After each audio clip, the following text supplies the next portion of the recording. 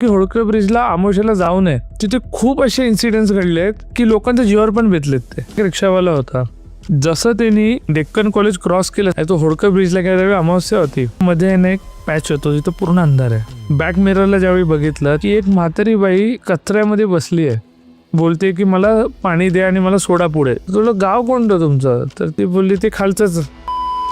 या कथा मनोरंजनासाठी आहे. काही लोकांचे अनुभव व काही पूर्णपणे काल्पनिक असू शकतात, त्यामुळे कृपया यांना मनोरंजन म्हणून घ्या. या कथा आपल्या संस्कृतीचा एक भाग आहे, अगदी लहानपणी आजी आजोबांनी सांगितलेल्या गुड गोष्टींसारख्या. आमचा हेतू कोणत्याही प्रकारच्या अंधश्रद्धा किंवा भीती निर्माण करणे नाही.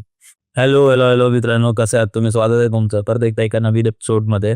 हा एपिसोड जरी नवीन असला तरी आपण हा पॉडकास्ट रेकॉर्ड करतोय सिद्धेश बरोबर. आणि आपण एक लास्ट पॉडकास्ट जो केला होता त्यात त्यांनी बऱ्याच गोष्टी सांगितल्या आणि मला असं वाटतं तो one of the first podcast असेल ज्यात आपण एवढ्या डिटेलमध्ये गेलोय.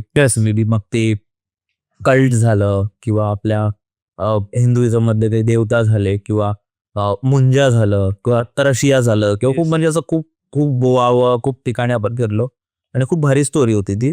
आणि आपण जो आजचा पॉडकास्ट असणार आहे त्यात आपण तुझे काही पर्सनल एक्सपिरियन्स घेणार आहोत. आणि ते पर्सनल एक्सपिरियन्स ही खूप खतरनाक असणार आहेत, कारण तू जसं बोललास की पुण्यातल्या गोष्टी असणार आहेत, सारसबाग झाली आणि खूप काही.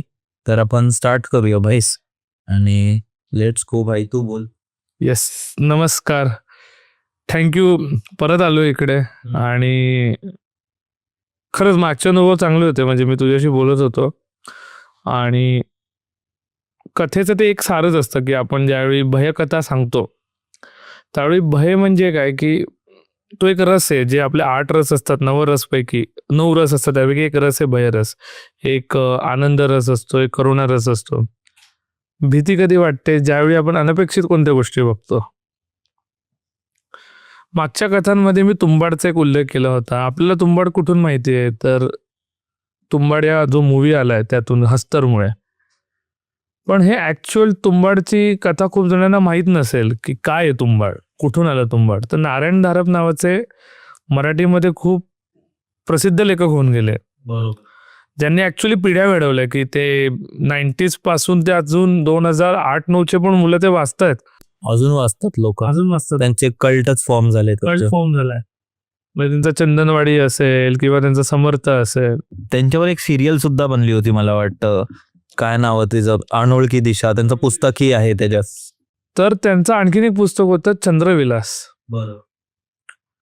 त्या चंद्रविलासचे 3 भाग आले आणि जो तिसरा भाग होता तो शेवटचा होता.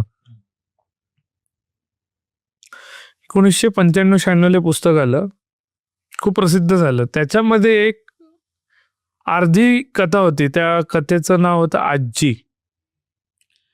आणि त्या आजीमध्ये झोप नाहीतर हस्तर येईल हे वाक्य होतं, जे तुंबाडमध्ये सुद्धा आहे.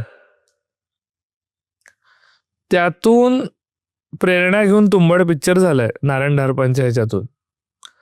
पण तुंबाड पिक्चर होण्यासाठी पण खूप कष्ट घ्यावे लागले. म्हणजे जो 1998 साली चालू झालेला प्रोजेक्ट होता तो जो 2018ला संपतोय, म्हणजे 20-21 वर्षे लागली त्या प्रोजेक्टला. तर जे हस्तर नावाचं जे दैवत आहे, असे खूप सारे दैवत आहेत जे आपल्याला माहीत नाही आहेत. म्हणजे जसं मी तांडव गणपती म्हटलं किंवा मुंजा म्हटलं, मुंजाबद्दल पण खूप कमी लोकांना माहिती आहे. तांडव गणपतीचं बद्दल तर असं लिहिलंय पुराणांमध्ये की तांडव गणपती हे हा पॅरलल युनिव्हर्स चालवतो, जिथं तो पॉवरफुल आहे शंकर, विष्णू आणि ब्रह्मापेक्षा सुद्धा. म्हणजे इथे कसे वध करतात राक्षसांचा, तिथे तो Tandav Ganpati is capable to killing these 3 gods. ज्यावेळी तांडव गणपती एकटा सुद्धा असेल फाईट करताना, तांडव गणपती किती पॉवरफुल आहे त्यातून दिसतंय. तंत्रशास्त्रामध्ये तांडव गणपतीचे जे विधी आहेत हे कर्णपिशाचीपेक्षा पण भयानक आहेत, ज्याचे फळ खूप घाण भेटेल असं लिहिलंय. तर असं म्हणतात की तुंबाडमध्ये तांडव गणपतीची मूळ मूर्ती आहे, जी मूळ कोकणात आहे. आणि Hastar may or may not be the part of the Munja, का तो मुंजासारखाच दिसतो जर तुम्ही नीट बघितलं असेल तर. आणि मुंजाचं मी आधीच सांगितलं होतं, ब्रह्मदैत्य, त्याचे निमा आणि मुंजासारखे प्रकार आहेत. मूळतः पुण्यामध्ये या गोष्टी दिसतात आपल्याला की मुंजा सापडतील, पण पुण्यात अधिक दुसऱ्या गोष्टी पण आहेत. मग पुणे जसं मी सांगितलं ऐतिहासिक शहर आहे. तर त्या ऐतिहासिक शहरामध्ये इतिहासातल्या पण अशा कथा आहेत की जी भूतं अजून पण आहेत, ग्रासतात. इतिहास म्हणजे काय की इतिहास असा झाला ऱ्हास, म्हणजे विनाशातून निर्माण झालेली कथा म्हणजे इतिहास. आणि ज्या ठिकाणी विनाश होतो त्याचा अर्थ असं कोणतरी मेलेलं आहे. मेलेले म्हणजे त्याच्या अतृप्त इच्छा राहिल्यात, कारण तो वेळेच्या आधी अवेळी मेलाय. तर पुण्यात ज्याला आपण घोस्ट म्हणतो, भूत म्हणतो, त्याचं एन्काउंटर मोस्टली ना 5-6 ठिकाणी खूप होतात, जे तुम्ही ऐकलं पण असेल. तर त्यातलं पहिल्या ठिकाणी सारसबाग, दुसऱ्या ठिकाणी येरवडा आणि खडकीला जोडणारा ब्रिज, तिसऱ्या ठिकाणी रेंजेल, चौथं ठिकाण आहे सदाशिवपेठ, 5वं ठिकाण आहे कॅम्प एरिया आणि शेवटचं ठिकाण आहे त्याला म्हणतात होळकर ब्रिज. होळकर ब्रिजाची ही एक कथा आहे की असं म्हणतात की होळकर ब्रिजला आमोशाला जाऊ नये,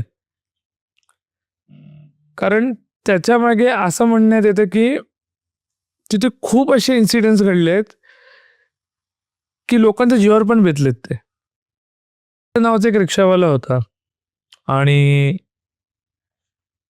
1984-85 सालची कथा आहे.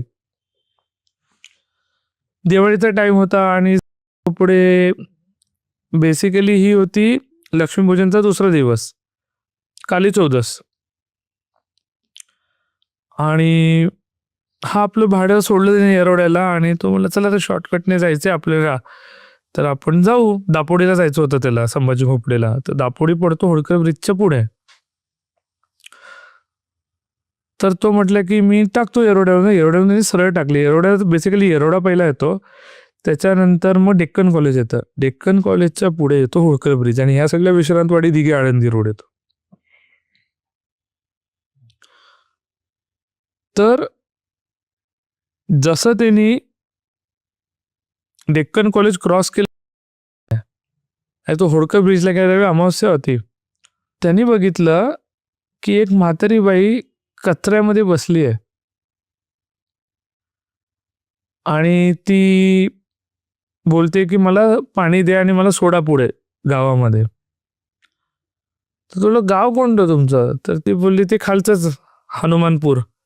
हनुमानपूर बेसिकली खडकी आणि जो आपला होळकर ब्रिज आहे त्याच्यामध्ये येतो. होळकर ब्रिजेची कथा काय, तर अहिल्याबाई होळकरांनी तो ब्रिज बांधलेला होता ज्यावेळी तिकडे शंकराचं मंदिर सापडलं होतं. अहिल्याबाई होळकर या खूप प्रसिद्ध आहेत शंकराची मंदिरं बांधण्यात आणि ब्रिज बांधण्यामध्ये. सो तो त्यावेळी त्यांनी लाकडाचा पूल बांधला होता आणि त्याच्यानंतर मग ब्रिटिशांनी तो वाढवला आणि मग आपल्या इंडियन गव्हर्नमेंटने तो मोठा केला. आता म्हातारे म्हणून ह्याला दया आली. हा म्हटलं बसा आजी. दिवाळीचाच टाइम होता, कोणाच्या डोक्यात भूतं घेत असतील. जशी ती गाडीमध्ये बसली आणि जसा तो पुढे जायला लागला, होळकर ब्रिजच्या आणि हनुमानपुरीच्या मध्ये एक पॅच होतो जिथं पूर्ण अंधार आहे. तिथं त्यांनी बॅक मिररला ज्यावेळी बघितलं त्यावेळी त्या म्हातारीचा सगळा चेहरा जळलेला होता. खोपडीची रिक्षा उलटी झाली आणि तो तिथून पळत सुटला ओरडत की जखीण बघितली, जखीण बघितली, जखीण बघितली. ही मला कथा कळली, मी वाचली आणि जसं मी भूतांचं संशोधन करत होतो आणि मी रिअल लाईफमध्ये संभाजी खोपडे दापोडीला मी भेटायला गेलो त्यांच्याशीच. तो देशी दारू पिऊन बसला होता आणि बेड रेस्ट होता. तर त्याने असं बघितलं, काय पुढे का, हो काय झालं. म्हटलो कसे आहेत, बरे, सगळं डायरेक्ट तो विषय घेतला. त्यानंतर मोमेंट मी तो विषय घेतला, त्या शांताबाईचं नाव घेऊ नकोस, आणि ओरडायला लागला बुरासारखा. मग मी त्या होळकर ब्रिजचा थोडा इतिहास काढायला लागलो. तर तिथे शांताबाई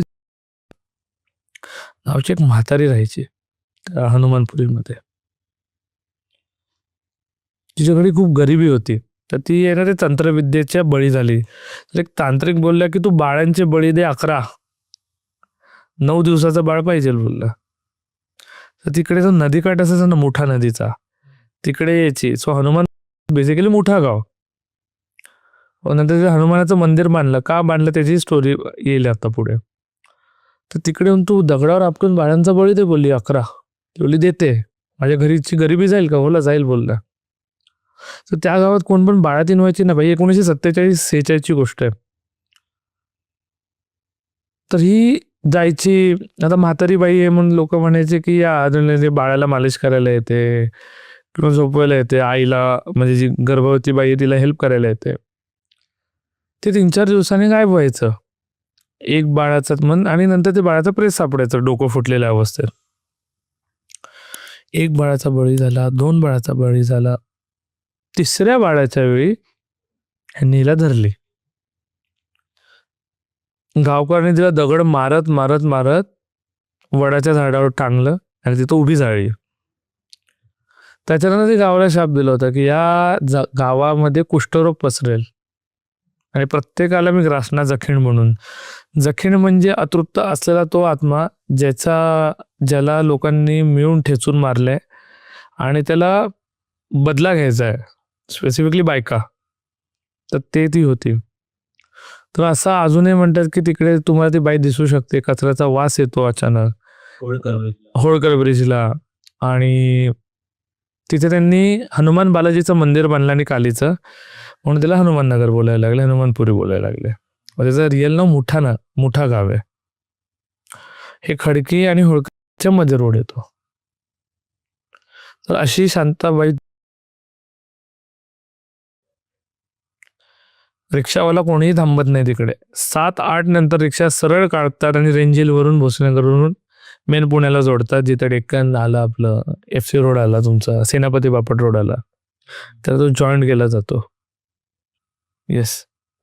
पण मला वाटतं भाई खूप मजा आली, कारण आपण गेल्या मला वाटतं 2 तासापासून म्हणजे ऑफ कॅमेरा तर आपण 3-4 तास बोलतोय आणि खूप भारी वाटलं मला तर आज, कारण ज्या तू गोष्टी सांगितल्यास, जेही तू एक्सपिरियन्स, तुझे अनुभव जे सांगितले, ज्याही घटना तुझ्यावर घडल्या, तर ते खूपच स्कॅरी होत्या.